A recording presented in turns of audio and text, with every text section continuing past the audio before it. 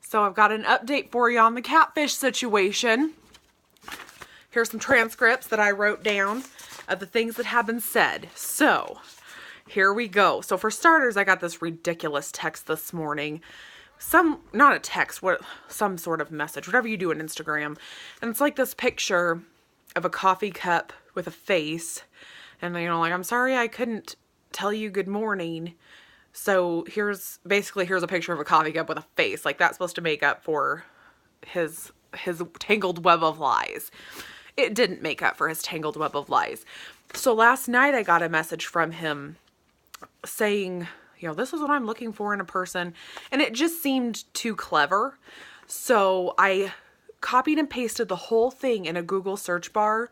And the first thing that popped up was an internet scam. So like he goes to internet scam sites and copies dialogue to type in. So such a faker, such a phony. But I decided to have some fun with him. I know I had asked people for what their favorite action movie was so I could, just spice things up a bit. I did end up kind of made a decision. I was looking at, somebody had a picture of Inigo Montoya on their Facebook, and I thought, well, I'll just do The Princess Bride. But I did get a lot of good suggestions, so I've got things to do if there are any other Catfish, so I'm excited about that. But here is how it started. After his ridiculous face coffee cup, I just said, I'm not usually one to share a whole lot, but I feel like I can trust you. Like, wink, wink. I know that you're a phony.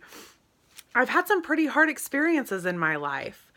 I was in love with one of our house workers and we planned to get married. He wanted to try to make a better living to support the life he wanted us to have.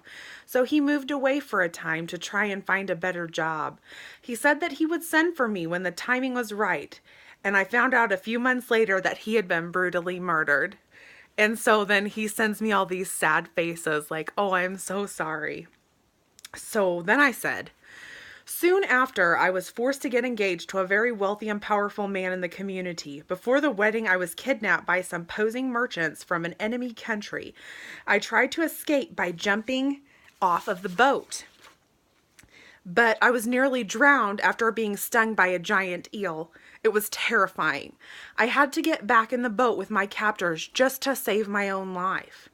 And he sends me, I'm sorry to... Okay, this is terrible. I'm sorry too that it's really painful. Sad face. I imagine how it was. Yeah, you can imagine. Just watch The Princess Bride. We can all imagine. Do you own a house or live as a tenant? Well, I'm not going to answer that. So I put, well, I was a captive living on a boat. After a while, we noticed that another boat was following us. We went to the cliffs of insanity, and Andre the Giant strapped us onto his back, and we scaled the cliffs. We reached the top, and to our utter astonishment, the man in black was not far from the top as well. Vizzini, the leader, had the Spaniards stay behind to kill him once he reached the summit. Then he and Andre whisked me away, I assumed to kill me. Now he sends, I'm sorry for that. Send me a picture. I want to see your beautiful face this morning. So I sent a picture of Princess Buttercup because it seemed very appropriate. I think he knew that that wasn't really me because he kept asking, no, I need a picture of your face. Yeah, that's not going to happen, dude. And now I just responded to him telling me he needed to see a real picture of me to, I was blindfolded on the side of a hill when I heard someone approach. Vizzini challenged him to a battle of wits. They had a cup full of poison, and Vizzini must decide which cup to drink from. Before I knew what happened, Vizzini was dead. I soon learned that the man who killed Vizzini was my beloved Wesley. He wasn't dead after all. What an exciting turn of events. We looked behind us and saw that my fiancé was hot on our heels. We ran into the fire swamp to escape. There were these horrible giant rats.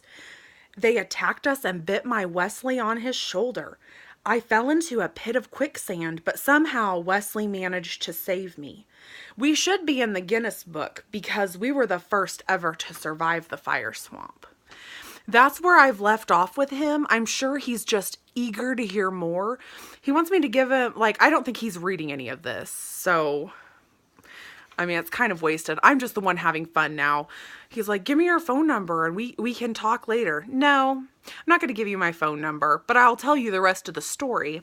And I may even tell him a tale all about how my life got flipped, turned upside down, and just put some Fresh Prince of Bel-Air on him too. We'll see. But this is fun. I am in the process of asking that other guy about his relation to the Nigerian princess. Have not heard back on that yet, but I will keep you posted. If you have any more ideas, I am definitely open to suggestions and I would love to hear from you.